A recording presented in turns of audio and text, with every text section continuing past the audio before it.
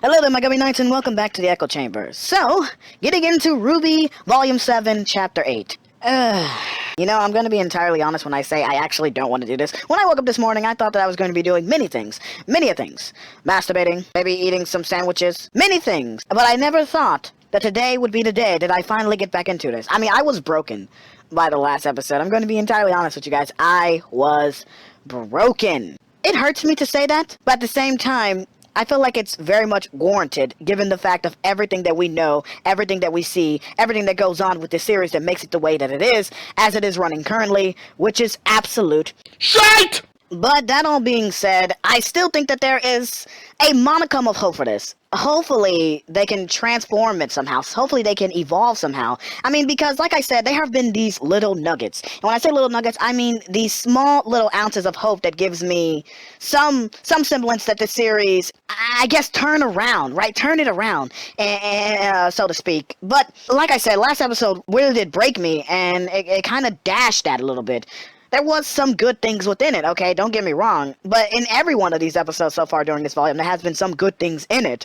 However, for the most part, it has come across as very hypocritical from a lot of the characters, condescending towards the audience, very much contrived, right? The entirety of the plot so far just... Ugh, if you could even remotely call it that. I mean, there's just so much wrong that is hard to necessarily put into words. I don't even think I could complete a large-scale review of this entirety of this entire volume. I think it would be virtually impossible for me because I would still be stuck. Like, if I had to go back and rewatch all of this, I would find so much more wrong. I'd probably be still stuck on the first episode. Okay, I'd probably end up being stuck there, just trying to point out every little solitary thing. It would never be able to get done from me. And so I think doing it through this format is a bit better. So to kind of like give you guys a recap of what happened last episode, Nora immediately fucked up. She was the worst character there. There was some stuff that happened with the whole Robin situation and trying to involve her in the overarching plot. Ironwood got invited to a dinner party to basically be put on trial, per se, as to whether or not he should still remain on the council. And that leads us to where we are now. Let's go on and get into this.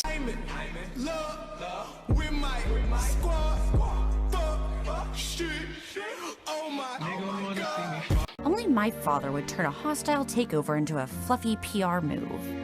On the news, he said he just wanted to break bread and hash things out. Maybe it won't be so bad. We do want the general to start opening up to these people, right? Rwby, let me go ahead and stop you right there. You know how this is going to end. Everything you have said is absolute nonsense. You already know that's not how this is going to unfold. I mean, it's going to be... Look, I'm not saying that I personally like Jacques, but... like I said, this volume has made me kind of have a sort of like towards all the people who I should not, okay, all the people who I should be against. This volume has pushed me towards their side, but you know how this is going to go. You know that's not what this is going to be about. You know it's going to be a way for Jacques to consolidate his power and cement his newly appointed seat on the council. I mean, come on. We already know what's going to happen. I don't even know why she's even remotely suggesting that we have hope for this series. Why are you doing this, Rwby? Stop it. Yeah, but on his terms. Ironwood's going to be locked in a room at his rival's own dinner party. I know Jacques says he's happy to moderate, but all that really means is he'll be the one controlling the conversation. Wow, Oscar. I mean, somebody pick up that phone, I guess, because he's calling the... Oh, wait! No! Somebody, if you're gonna pick up that phone, you better call in your boy Captain Obvious, because that's the only true association that Oscar is having right now. I still can't believe he won. Robin was supposed to be the people's champion, wasn't she? Weiss, just shut the fuck up.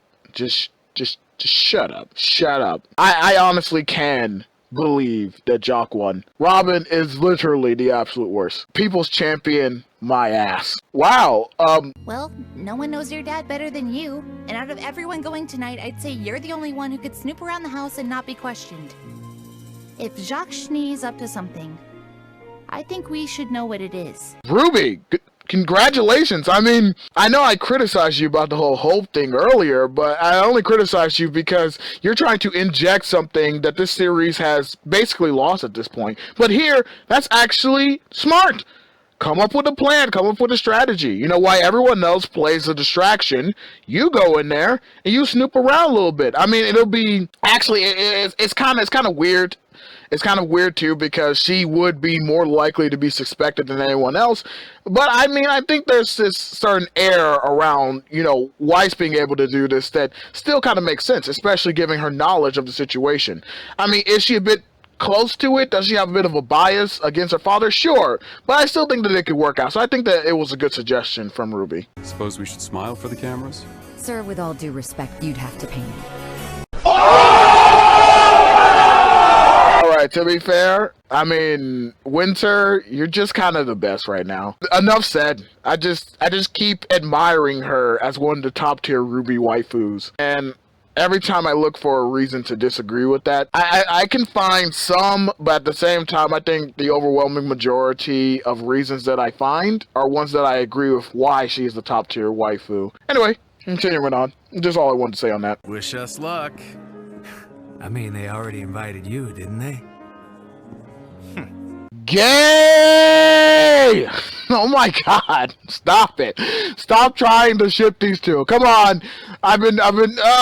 No, I'm not gonna get into it. I'm not gonna get into it. There are some bit of things I would stop this in order to be able to discuss here. Yeah, given that this is kind of like a whole little victory party type thing, you'd think that they would dress up in a bit more formal wear. Now, I get it. Gotta be on alert, gotta be on guard, and I get the Aesops being here for that, necessarily, but, I mean, Ironwood specifically says that they would be more along the lines of witnesses rather than security, so you think they dress up a bit more. It's not really necessarily a complaint.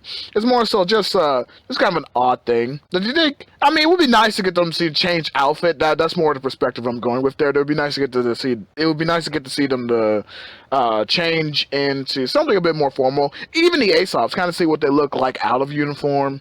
You know, a little bit, kind of let everyone be a bit more relaxed, because you're trying to go into this with the utmost caution. So I think kind of blending in a bit more would be the best option for them in this case. Anyway, continuing on. Just stop with the Clover and Crow shit, because no, just no. Counterpoint, how about we do wander off, consider breaking things, and then all that other stuff.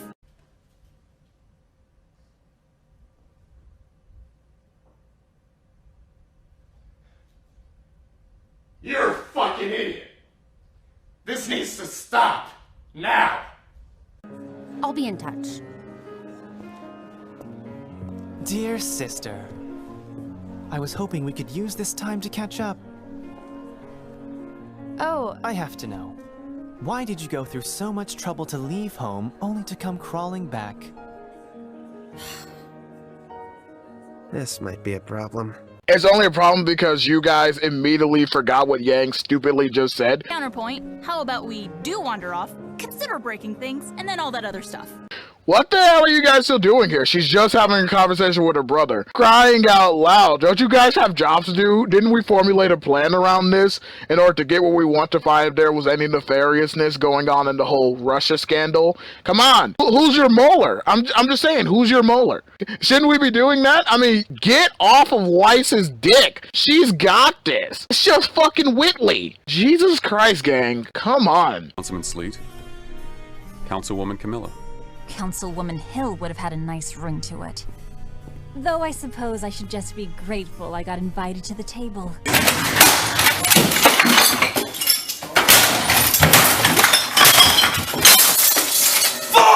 Robin, suck my dick! Okay? God! Be sure not to choke on it, you cunt! Ugh! You're not funny, you are not smart, you're not pleasant to look at or listen to. Please fuck off! You are a cunt. Nope. Just let it go. Let it go, Gummy. Let it go. You've got better shit to worry about. What is she doing here? What we're all doing here, James. Addressing the concerns of our kingdom. Which means we have much to discuss. Indeed. I was hoping we could start by— Are we safe with her here, by the way? I do recall some confusion regarding her involvement in that horrific massacre. As the official report stated, that footage was doctored. Penny is completely under my control. Which is concerning, I think. Concerning? Let's talk about exactly what it is you control.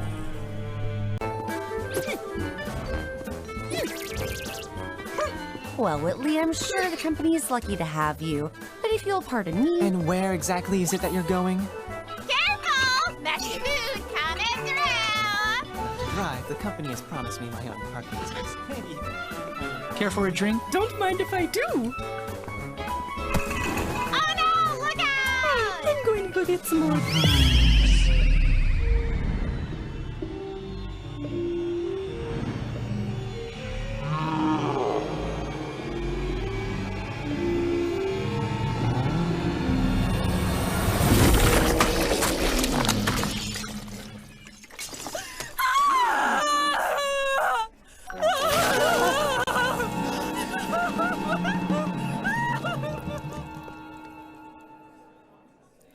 If you'll excuse me.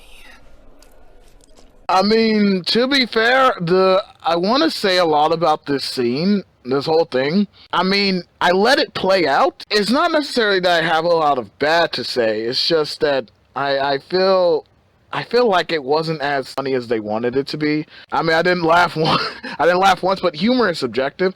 I mean, I feel like there's a lot to say about this scene, but you know, it's kind of whatever. I mean, it ends up working out, and I haven't talked in a while, so I mean, I thought I'd just interject. I mean, okay, it's okay. So far, I'm pretty much halfway through this episode, and it's been the best episode. I'm actually dumbfounded. Interesting. The fact of the matter is, you've operated with a fair amount of autonomy for the past few years, James. But what we need now is for you to work with us. Sir, I have... It's obvious that no kingdom intends to declare war on Atlas. We had no involvement in the incident at Haven. We have proof our drones weren't acting on orders at Beacon. At this point, the closure of Atlas borders is only serving to hurt our relations with the rest of the world. The rest of the world? It's hurting us. The people of Atlas are suffering, and they want to know why. Quite right, Miss Hill. And I'm afraid there's more than just your choices that have brought harm to our citizens as of late. Have your forces found any additional evidence as to who is slaughtering innocent civilians down in Mantle?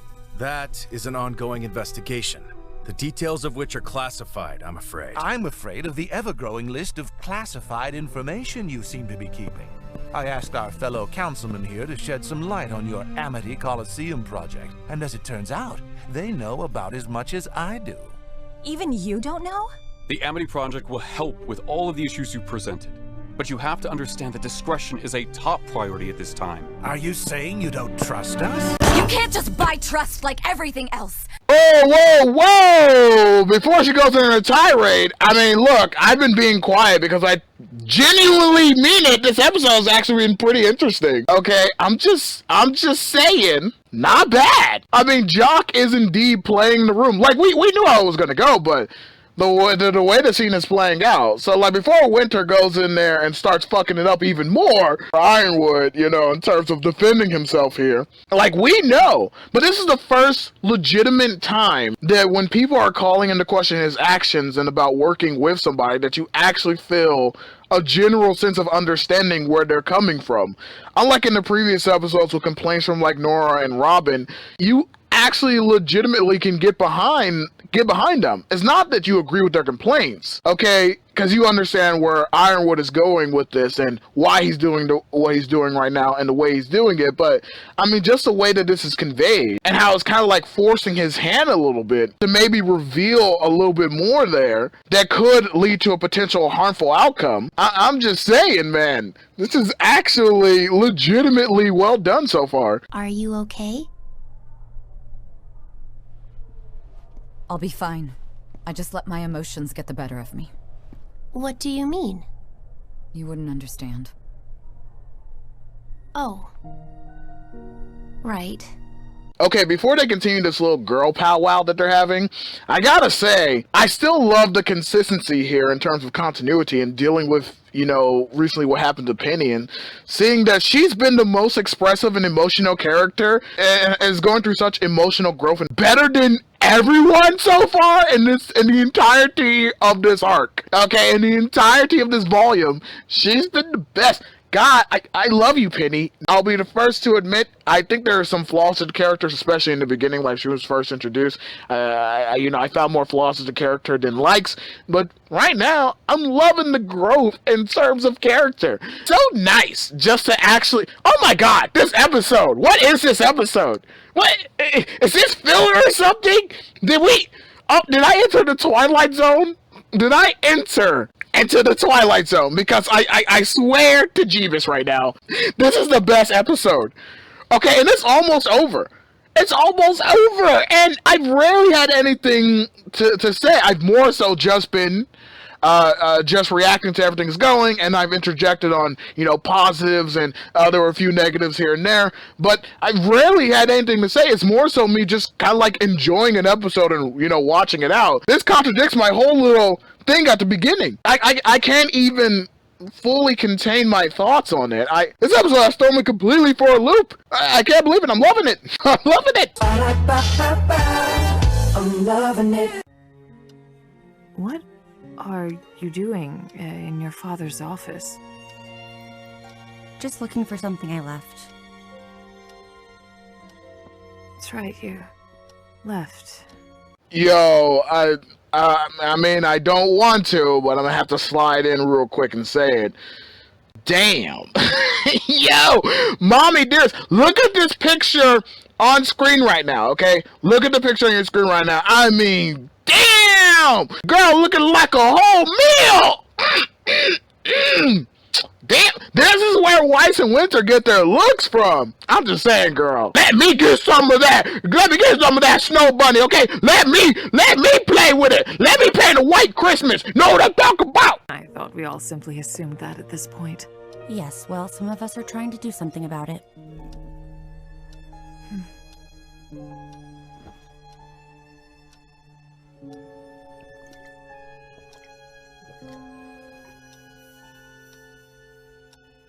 Okay, one thing I will criticize right here is, if I remember correctly, I believe it was said before, at least shown in some case, not necessarily elaborated on, that she did have a drinking problem. And getting to see it visualized is fine, but this is turning out to be less of a show and more of a tell. It should be one of those show, don't tell things. As well as before when we got little hints, you know, and we were kind of like, told, at least it was more so something that we knew we would see eventually, but here they're kind of like shoving it into our faces a little bit too much, in my opinion. I mean, it's like, I get it, and I understand, but you don't need to just hammer it home. It's like, I know. Oh, she put the glass down and suddenly is drinking out of the bottle despite a filled glass to show just how much off the rails she's gone. Just how much off the wagon she's fallen. I mean, come on, that's a little bit much. I think we got the message. He still has blind spots. Okay, can I just say again, I know, and it'll be the last time I mention it, but your girl's looking like a whole snack. I can't even, all that cake! Oh my god! God damn it! Yo, Jacques! Jacques, come on, man! What are you doing? Why are you treating this girl like this, bro? Why are you pushing her to this extent? Look at her. Look at this perfect MILF. Oh my god. Oh, Jesus Christ. You put a camera in here? I put them in every room of this house. For our safety, in case I ever need it. You haven't come back to stay, have you? No. Good. A man came by. I'm afraid your father may be involved in something more dangerous than he realizes. Huh, you know what? I feel like, actually, that ruined the scene a little bit. because that was actually not. Oh my god, this episode! I can't believe so much good. But that was actually a really nice, genuine scene, and that's what I'm talking about, showing rather than telling us that she has, of course, been emotionally, most likely even physically abused. Right, and even she stops herself because she's like, "Oh yeah, I put cameras and stuff to kind of like see the ins and out and see the workings because of the stuff that she's personally gone through and stuff involving with the raising of the children and seeing how that's unfolded since Jacques has been into her lives." So you gotta remember, like Jacques married into this family. Like he's not a Schnee by birth. He married into the Schnee family, and so far he's not been the best. Not only not as a father, but also as a husband, and it's a nice way to be able to convey this.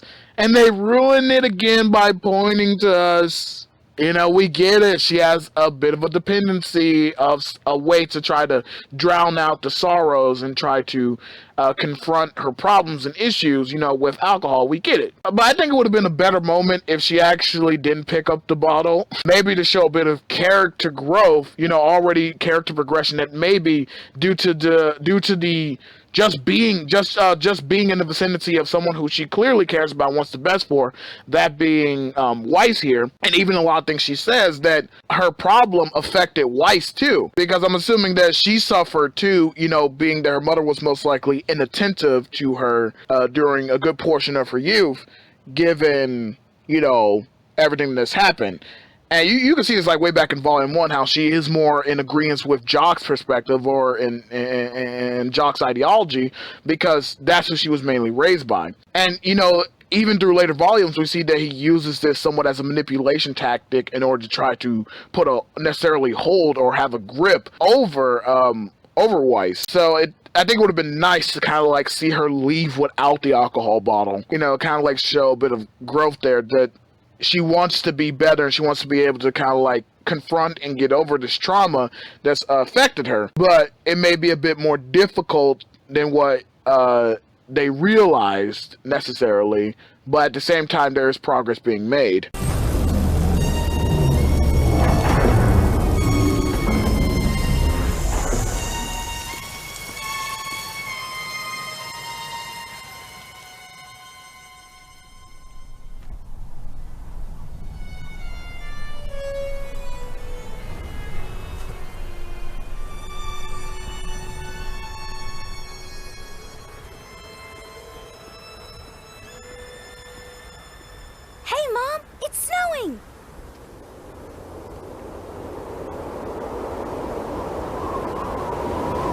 Okay, I hope that gets explained, cause what the fuck?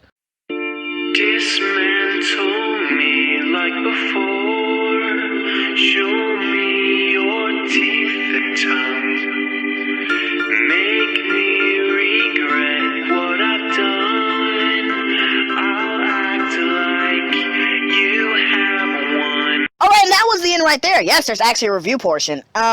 Really, mainly the review is going to consist of discussing what happened there at the end. I think for the most part, everything in terms of being what was discussed throughout the episode and a lot of the characterization for quite a number of these characters was actually pretty great. I think this was nice, concise, and they kept it pretty consistent to a lot of the stuff that was established in previous episodes. So I think overall that portion of it was nice. This is actually a genuinely, I would say for the most part, okay, if not even somewhat decent to possibly good episodes. I mean, I think Weiss's mom pushes it too good, because my word, that woman, Jacques, I fucking hate you. Why? Such an asshole. But that's all besides from the point. It's really discussing in. Okay, so how the fuck does the weather system work in here? So is it artificial? Because this dude not only stopped the rain, but basically caused a nuclear winter and then shut down power. I mean, this is basically going to freeze out the citizens. I kind of get the implications here about what's going on, but how does it work? So is this all artificial? Is it artificially automated? And then in which case, why? How? Who? What? When? Where? I mean, these are just some standard questions that I would be wanting to ask as to how this all functions and why is it able to be hacked like this? You know, when was this built? Where did the idea for this technology even come from? And it's like, you know, what's the purpose behind why they built an artificial weather system, especially one like this, so where it it rains artificially. It's not real rain, apparently. But also, you know, you can shut that off and make it snow and stuff. And then I get cutting off the power to people's homes. I get that. I think that one's pretty easy to understand. But, you know, just stuff like that. Other than that, this was actually genuinely a pretty good episode. I'm not even going to lie. Better than the absolute travesty. Better than the absolute travesty that was the last episode. That was episode 7. Woo! Just know. Anyway, Weiss's mom is hot. Rwby still sucks. Jacques is an asshole. And to all my Gummy Knights, new and old, just remember, this is a man's world, but it would be nothing without his brain and his bronze. And lying is indeed the most fun that a woman can have, without taking off her clothes. Good night. Desperate for attention, I aim to be your eyes, Sophie boys, Sophie wives. Applause, applause, no wait, dear studio audience, I've an announcement to make. It seems the artists these days are not who you think, so we'll pick back up on that on another page.